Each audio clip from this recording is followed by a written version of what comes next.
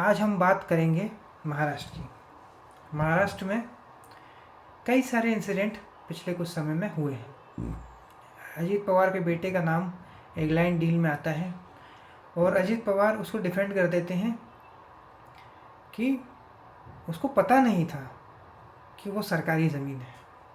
अब सरकार आपकी है, सिस्टम आपका है, तो सब चलता है। आपको वो स्टेटमेंट मिल जाएगा जो स्पीच मुख्यमंत्री जी की थी, जिसमें वो चक्की पीसिंग बोल रहे हैं अजीत पवार साहब के बारे में, और बाद में गठबंधन हो जाता है। इनके पार्टी के और नेता, एनसीपी के नेताओं के बारे में भी ऐसी उल्टी सीधी बातें की गई हैं भाजपा नेताओं द्वारा, लेकिन फिर भी गठबंधन हो गया क्योंकि एकनाथ शिंदे को का विकल्प ढूंढना था। कल को अगर वो छोड़ के चले जाएं या रिबेल करें तो अजीत पवार रहेंगे। अब अजीत पवार जो है वो बेइज्जती करवा के आए हैं, उनको धोखा मिला है, तो वो वापस जा नहीं सकते शरद पवार के पास। लेकिन कई ऐसे नगर पालिका चुनाव हैं जहाँ पर शरद पवार की पार्टी और अजीत पवार की पार्टी एनसीपी, दोनों एनसीपी साथ में लड़ेंगे। ये भी कॉन्ट्रडिक्शन है। तो राजनीति में कुछ भी हो सकता है। भाजपा मुस्लिम लीग के साथ भी गई है नगर पालिका के लिए। तो anything can be possible in politics. कभी भी कुछ भी हो सकता है।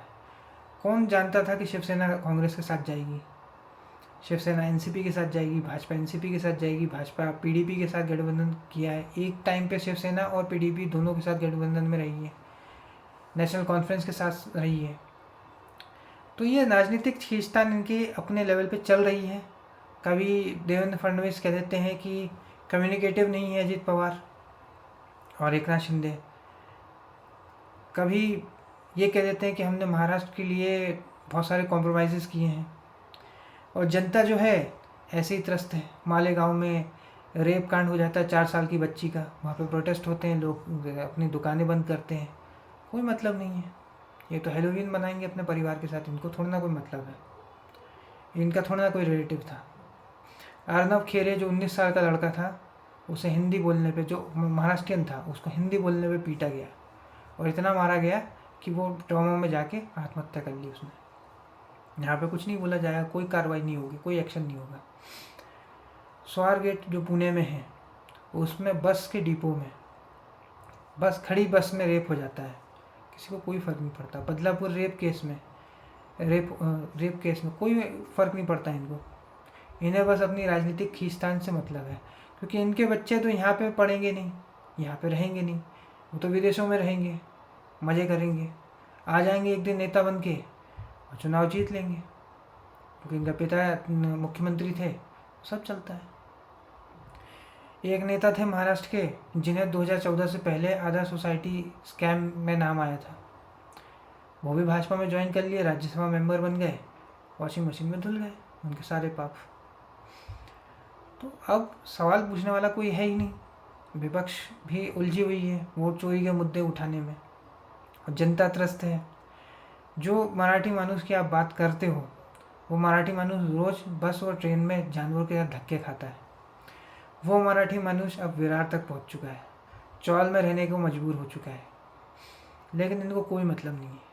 अपने लोगों के लिए अगर इन्होंने काम किया है तो आप बताइए, स्वच्छ भारत अभियान में कितने मराठी लोगों के लिए टॉयलेट बने हैं, कितने महाराष्ट्रियन लोगों को घर मिले हैं, प्रधानमंत्री आवास योजना में कितना आपने लोकल बिजनेस को खड़ा किया है, एमएसएमई को सपोर्ट किया है, मुद्रा योजना में कितने लोन दिए हैं। इस पे ये कुछ बोलेंगे नहीं। अगर आप इन पे सवाल पूछोगे तो ये आपको देशद्रोही, गद्दार बोल देंगे, हिंदू द्रोही बोल देंगे, या कोई और चीज़, कोई और जुमला फेंकेंगे और इससे बात पलट देंगे। विमेन सेफ्टी की बात हो रही है, आज मराठी मानुस को ही पीटा गया है, तो ये मुद्दा जो है वो लैंग्वेज पे नहीं था, ये सिर्फ गुंडागर्दी पे था, ये सिर्फ लोगों को परेशान करने पे था।